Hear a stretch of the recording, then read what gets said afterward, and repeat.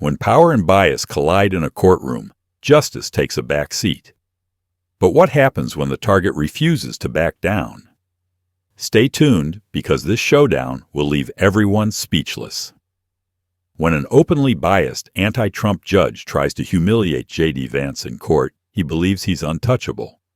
But when his target pushes back, karma strikes fast, leaving the entire courtroom in stunned silence. Before we dive in, drop a comment and let me know where you're tuning in from. The morning seemed like any other at the federal courthouse, except for Judge Marshall Davis's particularly sour mood. "No coffee in my courtroom," he barked at his clerk, making the young woman flinch.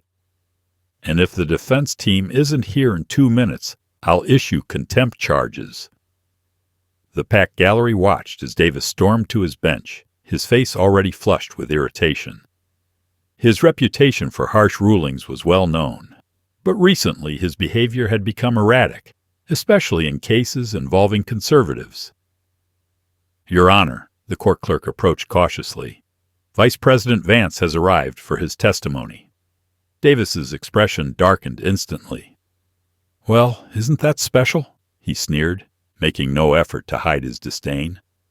"Make sure he understands. This isn't the Senate floor. In my courtroom, his title means nothing." As JD Vance entered, the atmosphere shifted. He moved with quiet dignity, nodding respectfully to the court staff. Davis watched him like a hawk, drumming his fingers on the bench impatiently. "Let's get one thing straight," Davis announced, his voice dripping with contempt. "I don't care what position you hold in Washington. In this courtroom, I am the law.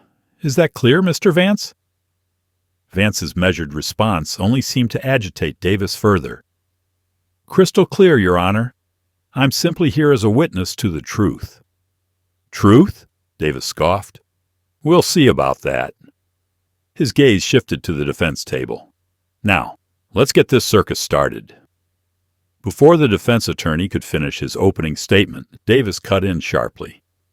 "For the record, I'm already tired of political theatrics in my courtroom," he snapped, shooting a pointed look at Vance. "This isn't a campaign rally." The battle lines were drawn, but Davis had no idea. He was about to get a lesson in real justice. When a judge's bias turns into a personal vendetta, the cracks in his authority begin to show. But what happens when the man he's targeting refuses to back down? Stay with us, because this courtroom clash is about to take a shocking turn. Davis let out a sharp, mocking laugh. "The context?" he sneered. "The context is that your client is accused of tax evasion. Period. I don't need a history lesson on his so-called charitable work." Every time the defense attorney tried to mention Sterling's community contributions, Davis cut him off with growing hostility. "Irrelevant. Move on. I won't warn you again." His gavel slammed down repeatedly. So often the court reporter struggled to keep up. Then came JD Vance's turn to testify, and Davis's demeanor turned even more erratic. "Stand up straight when you take the oath," he snapped, despite Vance's already impeccable posture. "And speak clearly. I won't tolerate political doublespeak in my court." Vance, calm and collected, began. "Your Honor, I can personally attest to Mr. Sterling's financial transparency regarding the Faith and Family Foundation." "Oh, here we go," Davis interrupted, rolling his eyes theatrically. "Another conservative fairy tale about family values." The gallery murmured uneasily. Even the prosecution shifted uncomfortably at the judge's blatant bias. But Davis was just getting started. Leaning forward, his face reddening, he growled, "Let me be clear. I've seen enough rich conservatives try to hide their money behind charitable facades. Your presence here doesn't impress me, Mr. Vice President. In fact, it makes me question the defendant's character even more." Vance remained composed, his steady demeanor only seeming to enrage Davis further. The judge's hands trembled slightly as he rifled through his papers, his eyes flicking nervously to a particular folder on his desk. I have here, Vance continued, unwavering, documented evidence of Mr. Sterling's charitable contributions, including records from the March Foundation meetings. Davis nearly lurched forward. Those records are inadmissible, he shouted, despite the fact that no objection had even been raised. His reaction was oddly personal, almost panicked. The defense attorney rose. Your Honor, on what grounds are you? Don't you dare question my rulings, Davis bellowed, his face now an alarming shade of red. One more word, and you'll be joining your client in contempt. The prosecutor stiffened in his seat. This was no longer judicial discretion. This was starting to look like a personal vendetta. Vance, still composed, spoke again. Your Honor, these documents were properly submitted during discovery. Oh, were they? Davis sneered. And I suppose your fancy White House connections had nothing to do with that. Let me tell you something about your kind, Mr. Vice President. You think you can waltz into my courtroom with your political privilege and objection, Your Honor. The defense attorney finally found his voice. This is completely inappropriate. Silence, Davis roared, slamming his gavel so hard it echoed through the courtroom. I will not be lectured on appropriateness in my own court, especially not by some conservative puppet and his. Your Honor, Vance interrupted, still calm, perhaps we should discuss the specific contents of the March 15th meeting. The shift in Davis was instant. His rage flickered, replaced by something else. Was it fear?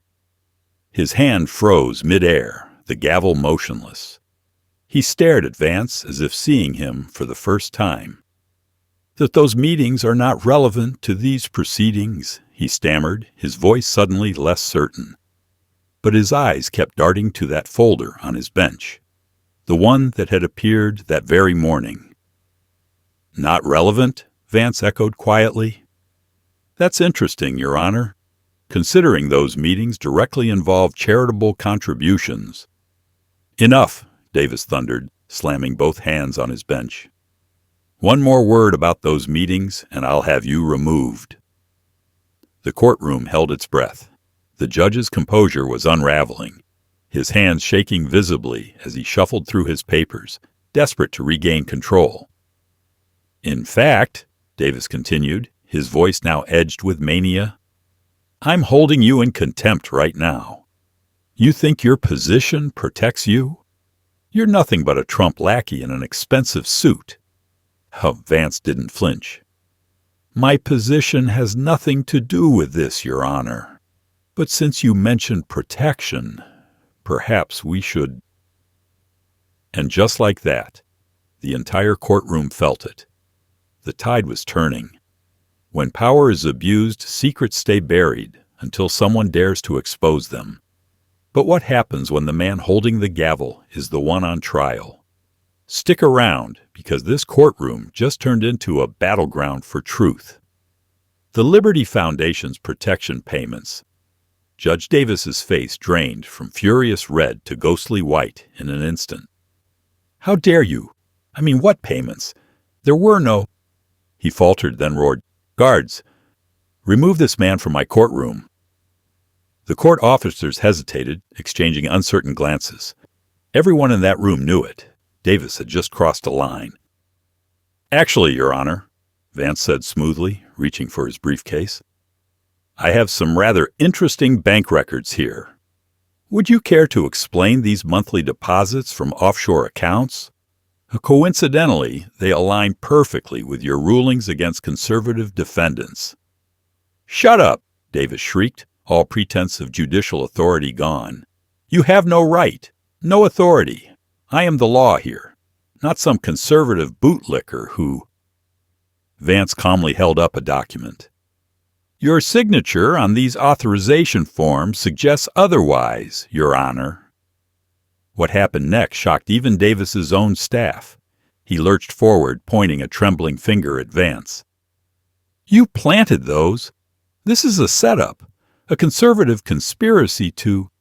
He stopped mid-sentence. But it was too late. His outburst had revealed far more than any document ever could. "A conspiracy?" Vance echoed softly, tilting his head. "Interesting choice of words, Your Honor, especially considering your private meetings with certain activist groups." "I will not be interrogated in my own court," Davis bellowed, nearly foaming at the mouth. "You think you can walk in here with your smug face and your evidence?" He spat the last word as if it burned his tongue. "Evidence," Vance continued evenly, "that shows a disturbing pattern. Take the Thompson case last month. A small business owner who lost everything because you refused to allow evidence of his charitable work. Just like today." Davis let out a high, near-hysterical laugh. "The Thompson case? That conservative fraud deserved what he got. They all do. These people think they can hide behind their so-called faith and family values, while—" "Or," Vance interjected, producing another document, "perhaps we should discuss the Wilson hearing, the one where you mysteriously sealed all records, just hours after meeting with representatives from the Liberty Foundation." The judge's face twitched violently. "How do you know about—" He stopped abruptly, realizing his mistake. "Know about what, Your Honor?" Vance asked, his voice smooth as ice. "The meeting, or the $100,000 that appeared in your offshore account the very next day?" The gallery erupted in hushed murmurs. Davis pounded his gavel wildly, but each strike sounded more desperate than the last. "Order! Order! I will have order!" His voice cracked, panic seeping through his once authoritative tone. "This is all fabricated. A conservative plot to like Mrs. Anderson's case?" Vance pressed on, unfazed. "A grandmother who lost her entire life savings because you wouldn't let her explain where the money came from? Interesting, isn't it? How the company that sued her just happened to donate to your re-election campaign weeks before." "Shut up!" Davis screamed, his composure now in complete ruins. "You have no right, no authority. I am the law here. Me." "No, Your Honor." Vance's calm voice cut through the chaos like a blade. And in that moment, the entire courtroom knew the judge wasn't judging anymore. He was the one being judged. Power unchecked is power abused. But when the truth finally comes knocking, even the highest judge can't outrun justice. This courtroom is no longer about the law. It's about survival. You're not the law. You're supposed to serve it. Vance's voice rang through the courtroom, cutting through the tension like a blade. Like when you took your oath of office, the same day you opened that offshore account in the Cayman Islands. Davis staggered back as if struck. His judicial robes, once a symbol of authority, now hung disheveled on his trembling frame. "Guards, arrest this man for contempt. Seize those documents, all of them." His voice cracked with panic. "What are you waiting for?" He turned on the officers, face wild with rage. "I gave you an order." But the court officers stood frozen, their hesitation echoing through the room. "Before they do that, Your Honor," Vance continued, his expression calm, "perhaps we should discuss why you're so eager to seize these particular documents." Davis's pacing turned erratic. He resembled a caged animal, searching for an escape that no longer existed. "I don't have to explain myself to you," he barked. "I am a federal judge. My decisions are final. My authority is absolute." "Absolute authority," Vance mused. "That seems to be a recurring theme with you, Your Honor. Just like in the Williams case last week, where you ordered all evidence of your private meeting to be sealed." Davis stopped mid-stride, his breath catching in his throat. "How did you—" He caught himself too late. "Supposed to be what, Your Honor?" Vance pressed, his voice as steady as ever. "Destroyed. Like the records from your Liberty Foundation meetings?" "Enough!" Davis roared, his face twisting with fury. "You self-righteous conservatives think you can walk into my courtroom and expose—" He froze. The entire gallery held its breath. Expose what, exactly? Vance asked, stepping forward. The systematic abuse of judicial power? The coordinated targeting of conservative defendants? Or perhaps the payments you've been receiving to ensure certain verdicts? I said silence, Davis screamed. In a fit of rage, he grabbed his gavel and hurled it across the room, narrowly missing his own clerk. Gas rippled through the courtroom. You want to talk about abuse of power? Davis bellowed. I'll show you abuse of power. Officers, I want this man in handcuffs now, and anyone who refuses my order will be joining him in jail. Silence. A suffocating, deadly silence. Even the judge's own heavy breathing felt deafening in the stillness. The officers didn't move. Vance exhaled, shaking his head. That's an interesting threat, Your Honor. He pulled another file from his briefcase. Almost identical to what you told Sarah Mitchell before dismissing her discrimination case. Right after your private meeting with CEO James Peterson. Davis's face drained of all color. What? How do you... James Peterson, Vance continued smoothly, who deposited $500,000 into your Cayman account. The same Peterson who hosted that private yacht meeting last month, attended by 7 judges, all of whom mysteriously ruled in his favor the following week. You have no right, Davis shrieked, spit flying from his mouth. Those records are privileged. Those conversations were private. Private? Vance tilted his head.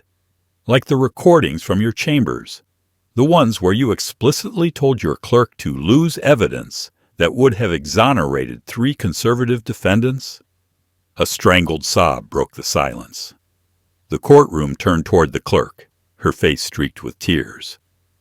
He made me do it, she choked out, her hands trembling.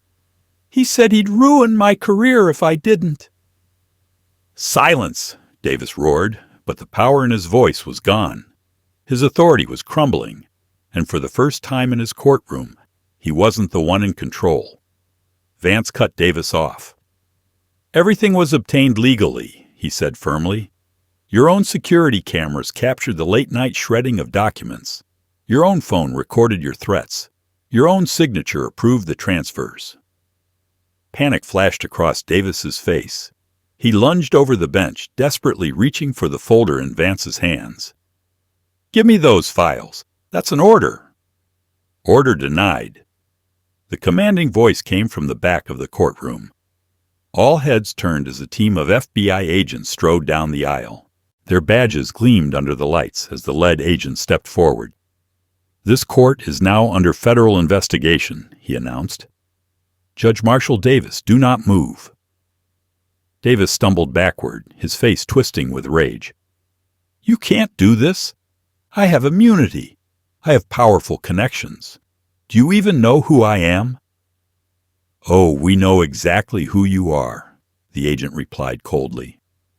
We know about your secret meetings with the Liberty Foundation, your offshore accounts, and your efforts to manipulate rulings against conservative defendants.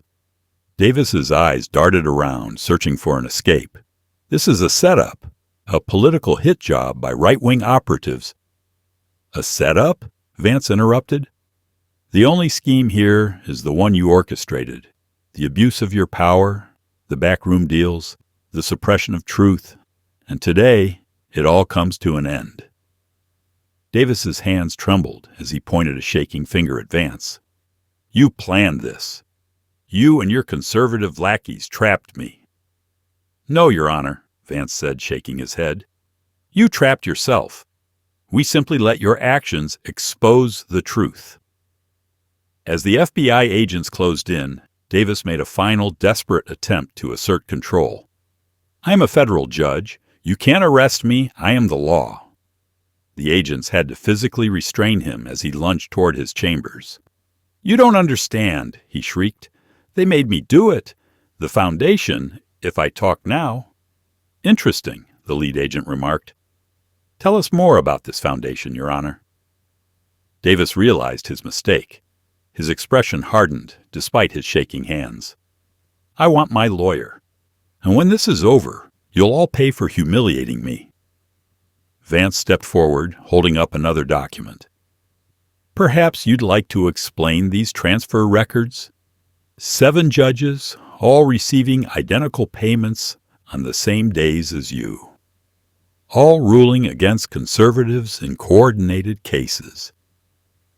The courtroom fell into stunned silence. This wasn't just about one corrupt judge. This was a conspiracy at the highest levels. "The evidence suggests," Vance continued, his voice carrying over the murmurs, "that the judicial system was being used as a political weapon. But justice isn't a weapon, Your Honor. It's a shield meant to protect all Americans equally." Davis slumped in defeat, the weight of his exposure finally sinking in. Behind him, court officers sealed his chambers for investigation. His trembling clerk, unable to hold back tears, confessed to destroying evidence under his threats. As Davis was led away in handcuffs, he turned to glare at Vance one last time. "You think this changes anything?" he spat bitterly. "There will always be more like me. You can't stop us all." Vance met his gaze, unwavering. "You're right. There will always be those who abuse power. But there will also always be people willing to stand against them. That's what keeps justice alive. Not corruption, not fear, but those who fight for what's right." Davis's arrest sent shockwaves through the legal system. Investigations spread across multiple jurisdictions, exposing a deep network of judicial corruption. One by one, the walls of deceit crumbled as more evidence surfaced and witnesses spoke out. But perhaps the most significant moment came when Sterling's case, the very case Davis had tried so hard to manipulate, was finally dismissed. The new judge, reviewing the full evidence, found no basis for the charges. Because in the end, justice isn't determined by those who seek to control it. It is upheld by those brave enough to defend it.